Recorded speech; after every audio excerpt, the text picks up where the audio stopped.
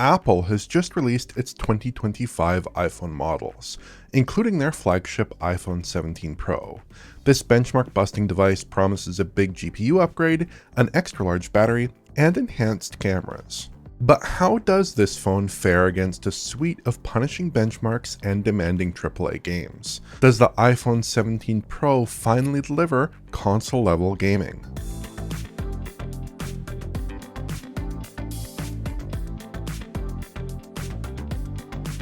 To provide some context for the iPhone 17 Pro, I've assembled a lineup of iPhones that represent 2 and 4 year phone upgrade intervals. The iPhone 15 Pro was released in 2023 and is the first Apple phone that key recent AAA games support. The 13 Pro, here represented in its larger Pro Max variant, is the first Apple phone with a 120Hz refresh rate. A quick glance at big picture specs shows a gradual increase in capabilities between the three devices. But what do real-world results say? We're going to start off with some GPU benchmarks. Wildlife Extreme is a mobile-first graphics benchmark with a visual feature set that straddles 7th and 8th gen consoles, albeit rendered at a super high 4K resolution. The iPhone 17 Pro clears both older models by a healthy margin, making up for the meager gains we saw for the 15 Pro. Steel Nomad Lite is distinctly more demanding with modern visual features.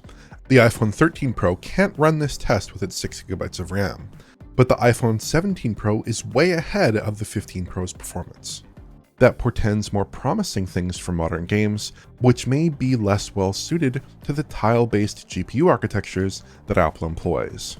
Results in these tests from online benchmarks suggest that the iPhone 16 Pro is substantially similar to its preceding 15 Pro cousin, with a larger fraction of the performance uplift in the new model attributable to the newer chip. That's an interesting development, given that all three of these chips are fabricated using variants of TSMC's 3nm process, so there's no huge nanolithographic gains to create extra efficiencies. Ray tracing is the defining technology of this generation of game software, and 3D Mark packs two benches for us here, variants on the Solar Bay test. Its lighter original version, which features a limited number of mere sharp RT reflections, gets a solid speed up on the new hardware. But this is a gentle test that's really designed for first-gen RT implementations on mobile devices, and can even run reasonably well on hardware that doesn't have RT-specific acceleration. Solar Bay Extreme pushes things way further, with RT transparencies, rough reflections, RT soft shadows, and overall greater scene complexity. The iPhone 17 Pro wildly exceeds hardware that is not RT capable, and doubles performance relative to the 2-year-old iPhone 15 Pro. That's a fantastic outcome, and it suggests great results when commercial games on mobile become more intense. Basemark's Breaking Limit test also boasts a range of RT lighting techniques, and gets a similar speed up on the new architecture. We go from a pretty glacial iPhone 13 Pro result to a ready for real-time iPhone 17 Pro result, with the 15 Pro falling somewhere in between. I think Apple's GPU architecture has taken a few steps this generation. The most intriguing named uplift here is the addition of a second-generation dynamic caching technology, which should help improve GPU occupancy in heavy workloads.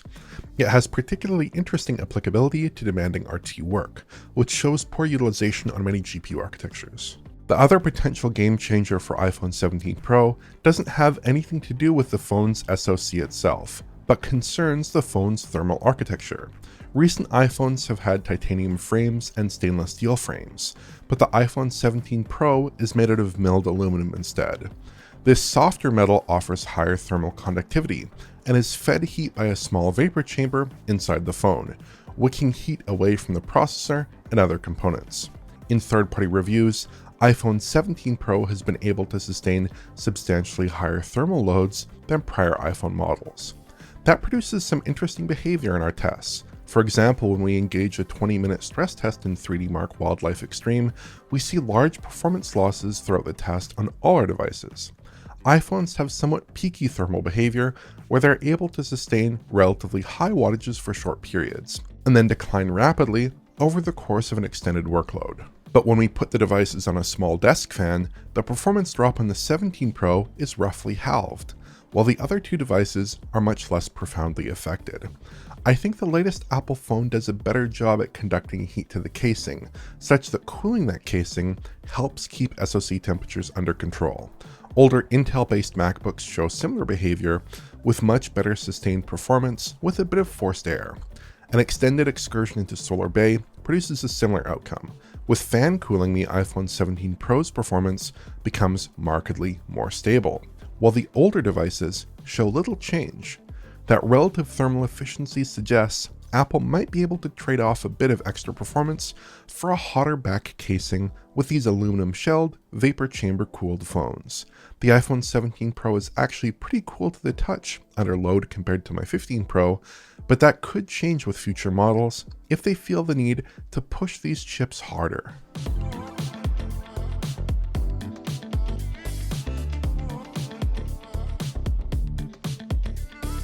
Benchmarks can only tell you so much about how a gaming system works. So what about performance in actual games? I'm going to start off with a couple of games that should demonstrate scaling fairly well. Capcom's Resident Evil 3 remake saturates the iPhone 17 Pro with frame rates in the mid-50s in the opening shot of the game at max settings. But iPhone 15 Pro runs at about half that, scoring a 28 FPS result.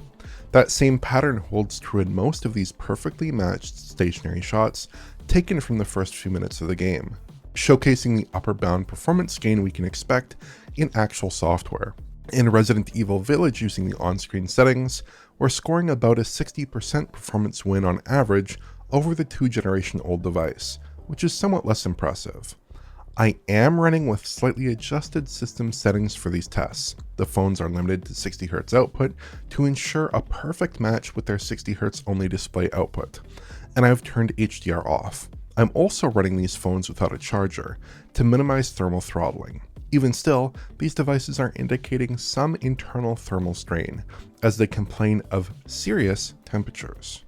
Next up is Death Stranding. Here, the iPhone 15 Pro has some definite issues, choking on sequences like this car ride or traversal sections, which can cause frame rates to hold in the low to mid-20s for extended periods. Judging from the on-screen statistics, we're running into a mix of limits here, with GPU and CPU constraints likely implicated at different times. In other instances, we seem to be hindered somewhat by bouts of shader compilation during gameplay, a long-standing issue on PC that we've observed over the past few years on Apple platforms as well. iOS developers have a few options to manage shader compilation stutters, and it seems like the majority of AAA ports have built-in shader burns. Sometimes these take place during installation, and sometimes they occur during loading screens or during video playback. Death Stranding mostly relies on a shader burn at startup, but it doesn't warm all the shaders needed for gameplay. The shader burn stats, along with all other on-screen statistics, have been surfaced using the new Metal Effects performance overlay built into the new iOS 26, which gives us great insights into the performance profile of iOS software. I used Mr. Macwright's excellent tool to turn this on in commercial software, which is worth checking out if you're an iOS gaming enthusiast. The iPhone 17 Pro isn't perfect in Death Stranding in comparison, but it does hit 30 FPS much more reliably than its 2-year-old sibling. Expect to see minor deviations at times, along with some frame time inconsistencies, but it's generally a decent 30 FPS experience. Death Stranding hasn't been upgraded to take advantage of iPhone 17 Pro specifically, and it appears to run at the same graphical settings with the same 360p internal resolution on both systems. But that could be for the best given the performance uplift here. Capcom's Resident Evil 4 remake is up next, and again, the 15 Pro delivers a compromised rendition of this last-gen game. Visual settings are cut back relative to the console builds, and the game is slashed to a miserly 300p internal res, but performance is still shaky. Frame rate drops are the norm, with extended drops during intense combat sections. Sometimes, though not too often, these drops are linked to shader compilation during gameplay, which does occur despite a lengthy shader burn during the game's introductory video. iPhone 17 Pro isn't perfect, but it's vastly improved. There are still some small dips in the mix, but the vast majority of the time you can expect a solid 30 FPS lock. Assassin's Creed Mirage runs very poorly on iPhone 15 Pro. Even though it runs with moderate settings and a low internal resolution, we still get lengthy pauses on 15 Pro, hitches that take you out of the game to presumably give the streaming systems a temporary reprieve. Plus, there are plenty of frame rate drops, most of which stem from straightforward processor limitations. But there are a fair number of dips driven by shader compilation behavior, at least in the initial few minutes of our test run. Again, Mirage has a long shader precompilation step that takes place upon first load, but it doesn't get everything. The 17 Pro fares much better. It's not perfect, as shader compilation sometimes takes a healthy chunk out of the frame time graph, but it's mostly very good in frame rate terms. Plus, those little pauses that bedevil the weaker hardware are no issue at all for the 17 Pro, as I didn't observe any issues in my testing at medium settings. The resolution at minimum scale differs slightly between the two models, but it's a very minor difference.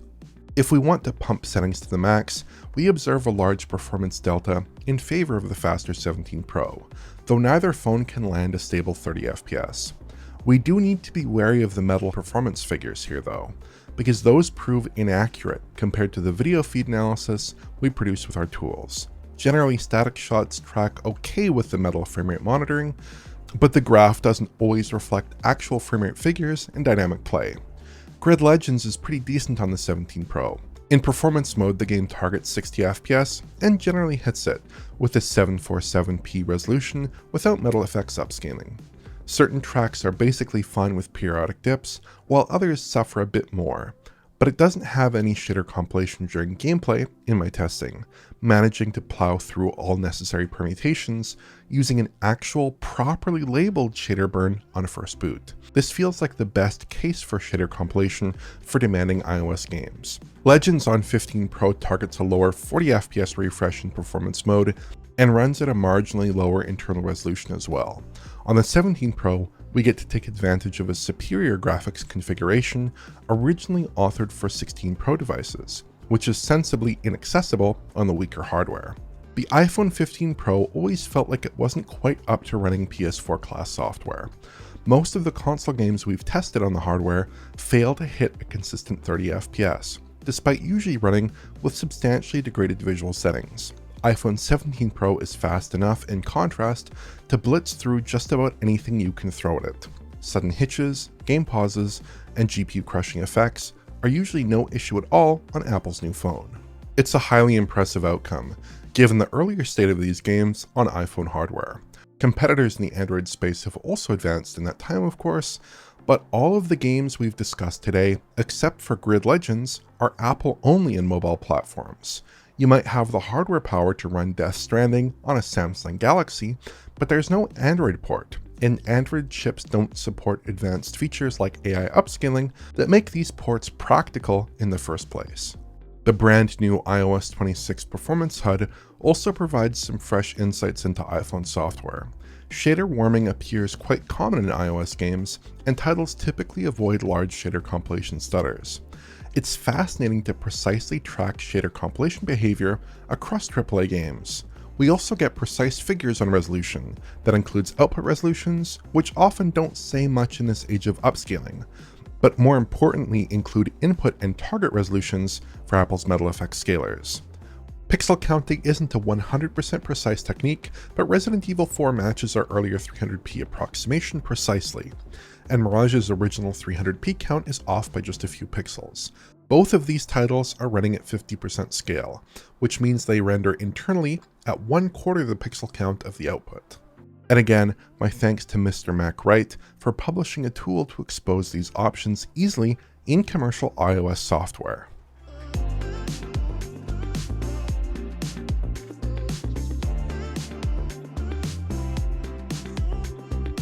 There are a few other iPhone 17 Pro characteristics that interest me. Apple is often characterized as a late entrant in the world of AI, and it's true that current Apple Intelligence features aren't all that alluring. The promised Siri overhaul is still forthcoming, and the other tech isn't all that appealing at the moment. For now, all Apple Intelligence features are available on iPhones with 8GB of RAM, like my 15 Pro, though I imagine that could change in the years to come. Some tech is somewhat faster on the 17 Pro though, like processing spatial photos or using the Image Playground image generation app. Non-Apple Intelligence machine learning apps also ran faster on the new phone.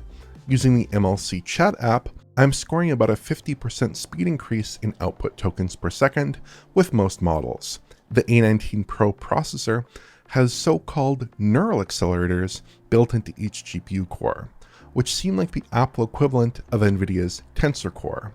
It's hard to tell to what extent these workloads are tapping into these capabilities though, or just running on the discrete neural engine.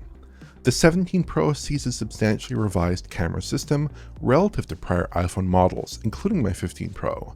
The camera modules are larger, sporting bigger sensors and 48 megapixel specs, which should help capture more detail. In practice, there's minimal difference between the ultra-wide and wide cameras across both iPhones, at least in normal-ish lighting conditions. These are modern smartphone sensors, with automatic exposure stacking, pixel binning, and other computational photography techniques to extend utility across challenging lighting scenarios. The obvious upgrades are reserved for the front-facing camera and telephoto. For the front FaceTime cam, Apple is using a square sensor on this generation's iPhones, which gives users the ability to capture landscape crops and 16:9 video while holding the phone in portrait mode for the first time. This is a nice feature upgrade that I'm sure other vendors will soon copy, but I don't use the selfie cam all that much, so I don't especially care. The telephoto gets a bump from a 3x 77mm equivalent on the 15 Pro to a 4x 100mm equivalent on the 17. The additional optical range is appreciated, but there are trade-offs. The 3x zoom on a 17 Pro is a pretty intense crop of the wide-angle module, which produces a substantially worse result next to the 15 Pro's optical 3x zoom. Obviously though, the 4x and any cropped extension beyond will fare much better on the new phone. Last year's 16 Pro featured a 5x telephoto, interestingly enough, though I understand the new 4x module generally has better image quality and should give the phone more utility at typical portrait zoom ranges. Apple advertises a new optical quality 8x zoom as well in the telephoto lens, and while I'm not sure a 1/4 sensor crop can ever be considered truly optical quality, it does produce good results. 8x shots in the telephoto definitely look a fair bit better than 6x shots in the 15 Pro shooter, so Apple's new approach is a satisfactory one. Lastly, the design of the iPhone 17 Pro is all new for this generation and makes some controversial trade-offs. It's noticeably thicker and heavier than outgoing models, and has a large camera plateau to expand internal space. These trade-offs enable a larger battery, but arguably come at the cost of user comfort. These size increases aren't huge, but I do feel like they impact me quite a bit. My iPhone 15 Pro, when in a case, is about at the limit of what I can comfortably manipulate with one hand. My thumb can just reach the far side of the display without stretching. The 17 Pro is marginally past the point at which I would consider that comfortable, so it feels like a less adaptable device in moment-to-moment use. Most users won't fall into this narrow margin, but I am right on the line where a small size increase on a 6.1 or 6.3 inch phone makes it a two-handed device, and I don't love that. Phones don't exist in the same space they did over a decade ago, where users were glad to give up a bit of pocket-friendly comfort for greater screen sizes. With screens approaching 7 inches for some flagship models, we're in the land of harsh trade-offs, and I think Apple should probably reintroduce a substantially smaller phone model for users who have smaller hands or who want to make different compromises. It wouldn't need to be updated every year, but something with a 5.4 or 5.8 inch display and a slightly thinner frame would help a substantial minority of users, many of whom are clinging to aged 12 mini and 13 mini devices that have no clear successor. To Apple's credit though, these dimensions allow the phone maker to cram a much larger battery into the 17 Pro, with 30% of additional capacity in this eSIM-only model relative to my 15 Pro. I don't have time for discrete battery life tests, but it felt like a tank compared to my 15 Pro. The 17 Pro nearly made it through my suite of gaming tests without needing a recharge, while my 15 Pro required almost 2 full charges. I suspect that stems from a mix of SoC efficiency improvements, raw capacity gains, and less wear on the battery cell relative to my 2-year-old 15 Pro.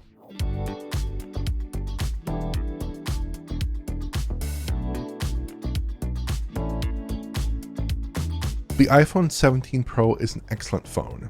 In performance terms, it offers a very large gen-on-gen GPU bump and a mammoth increase in rendering power over the 2-year-old iPhone 15 Pro. Expect smooth performance in the most demanding games, finally delivering on the console gaming on the go vision that Apple sketched out in 2023. On top of the frame rate boosts, we get extra RAM, improved battery life, a suite of camera improvements, and an all-new design. Over a 2-year upgrade cycle, that's a pretty solid set of enhancements for a modern smartphone. In this post-Moore's Law age, I think the latest Pro iPhone is a relative triumph, as a great all-around phone with excellent tech. And it comes with all the Apple trimmings that people are used to. Excellent software support that typically lasts for 6 or 7 years, superb device stability, best-in-class app quality, and a front-row seat to advances in mobile graphics. It's hard to go wrong with an iPhone, and this is the most advanced iPhone model that has ever existed. If you enjoyed this video, please like, subscribe, and press the bell for YouTube notifications. Check out the Patreon at patreon.com/digitalfoundry for exclusive and early access content, and to get in touch, use social media.